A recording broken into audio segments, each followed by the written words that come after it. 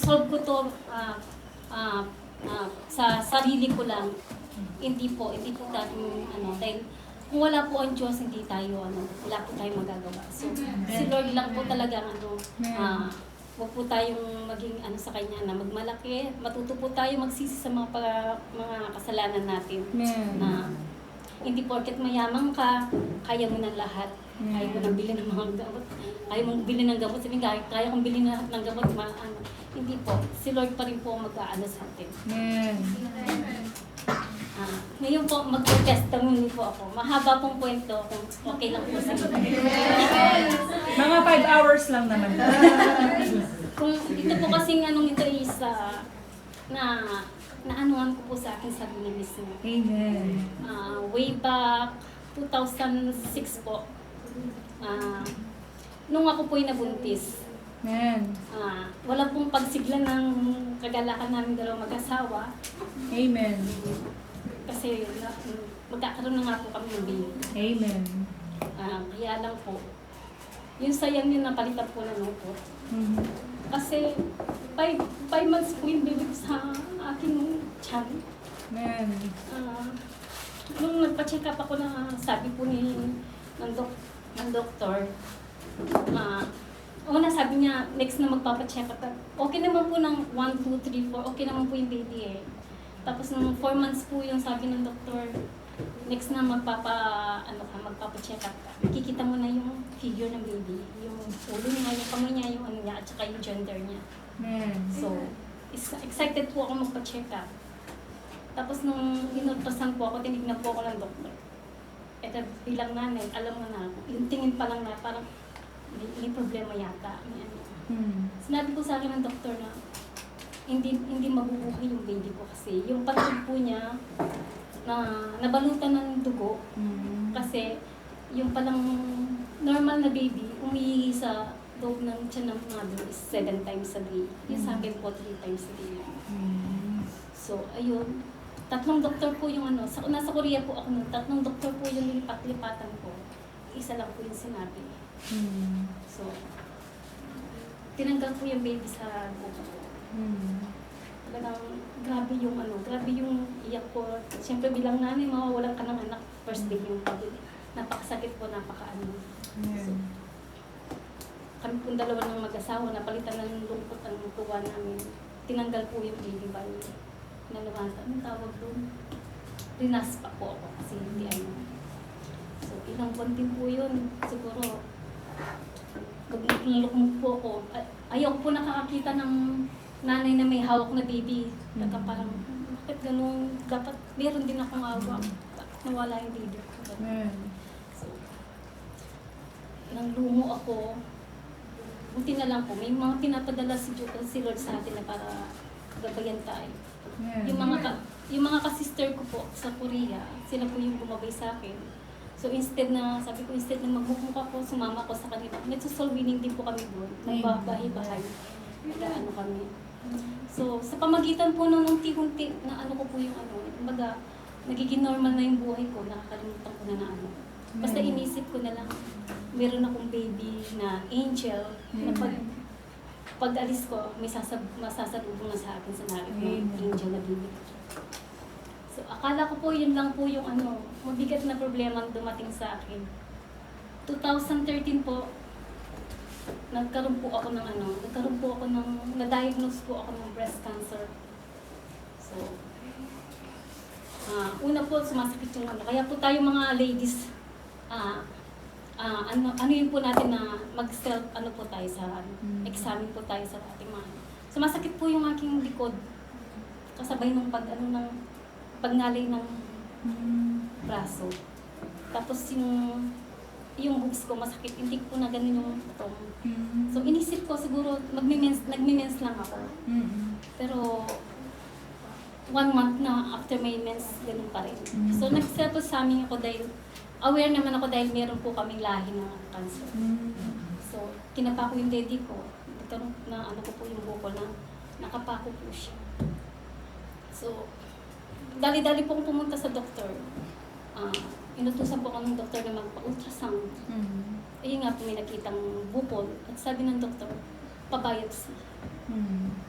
hindi po ako nagdalawang isip, ano po, katapak, talagang nagpabaliksi po ako.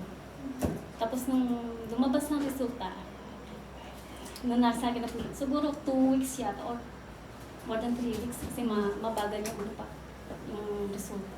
Kinabahan. Hindi ko muna siya maano-ano. Nung binuksan ko po siya, dalawa lang po yung words na ano ko, talagang na ano ako. Una is, malignant. Carcinoma. Carcinoma. Nanghina po ako. Sabi ko, alam ko na kung ano sakit ko. Alam ko na kung ano. So, nawa ko yung asawa ko, parang may cancer ako.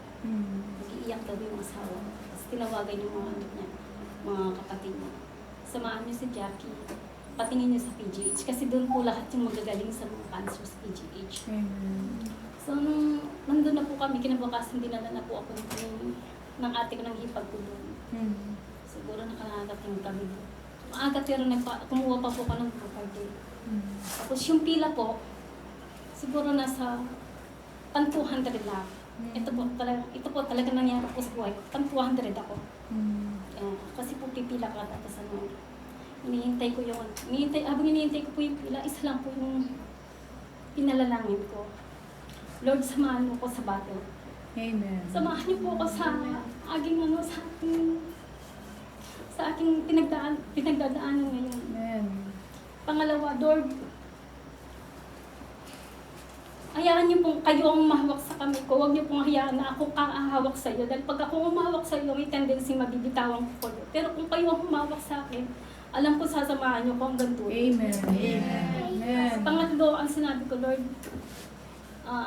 alam kong pinahintulutan mo to sa akin kasi alam mo na kaya ko to. At kakayanin ko to kung sasamahan niyo ko sa aking battle na to. Amen. Yung araw po ngayon talagang nakita ko siya kung gaano siya kakabait. Amen. Umano na po yung pila.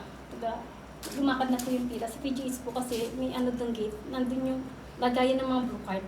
Habang nalagay nila yung blue card nila dyan. So, sabi ko, pang 200 na ako siguro. Makakauwi ako dito 4 o'clock na 3 o'clock. Titiisin ko na lang yung gutom ko, di nakaalis. So, nung nakaano na po kasi sa Cancer Institute, nakaupo na po ako. Tapos, inintay ko namin yung doktor. Pagdating po ng doktor, lumabas po yung nurse. Imagine po pang 200 ako, ang unang-unang tinawag ako po. Amen. Kung gano'n siya kabuti, pang 200, isipin ko kahit balik ka rin yung mga blue card na yun, hindi mangyayari kasi nasa gitna ako ng ano eh. So Lord, thank you so much po kasi hindi niyo ko tinatabayaan. So, nung pagdating ng tinawag po ako pumunta na ako sa breast care center. Kaya sabi nga ng doktor, ang unang gagawin is mastectomy. Tatanggalin po yung dede. Tatapyas yung dede. So sabi niya kasi kung di natin tatapyasin yan, malignant yung cancer mo, baka mahawa pa yung isa. Walang dalawang isip, sige po, kung yun ang paraan para mabuhay po.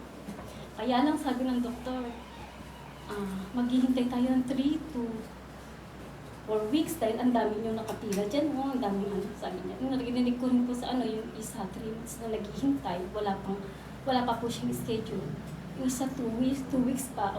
Ba't sa mga haba po yung hinahintay ko lang. Sabi ng doktor sa akin, malignan yung cancer mo kung hihintayin pa natin baka yung stage na mo po lumakad pa, mas posibleng pumunta sa stage 3, 2, 3 or 4, mahihirapan na tayo. So siguro ang ibig sabihin ng doktor sa akin, para pumunta na lang ako sa Friday. Para maanuhan yung ko. So umuwi po ako noon, siguro ibest na alas 4, alas 11 pa lang po nasa bahay na. Kumakain po kami ng hipag ko.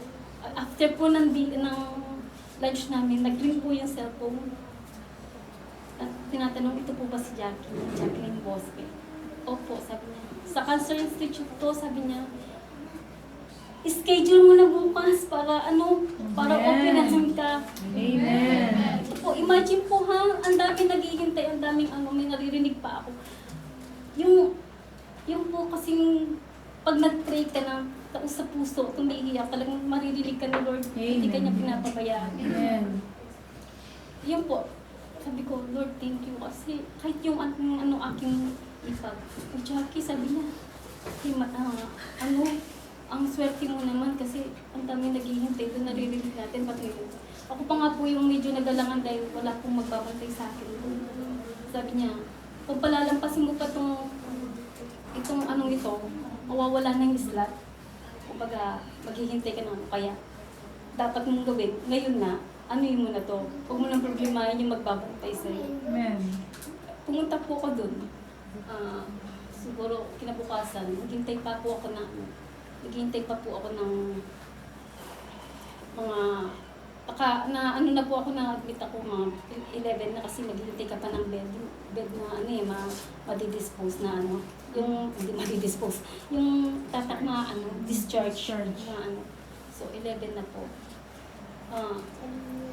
Talagang ginabayan po niya ako hanggang sa chemotherapy, hanggang sa radiation. Siya lang po nagbigay sa akin ng lakas ng loob. Sa ngayon po, proud ako na 14 years na po akong breast cancer survivor. Amen. Pasensya na po ako, marami po kasi pagsubok na dumating sa akin. Amen. Akala ko po, yun na po yung pinakamatindi na 2019 po naman, yung asawa ko naman po yung na-diagnose na lymphoma cancer. Pandemic po yata hindi po namin siya agad na hindi po siya namin agad na patingin. Hanggang sa lumaki yung yung bukol niya. Tapos nung lumaki na, nagluwag-luwag na, nasa El Nido po kasi kami noon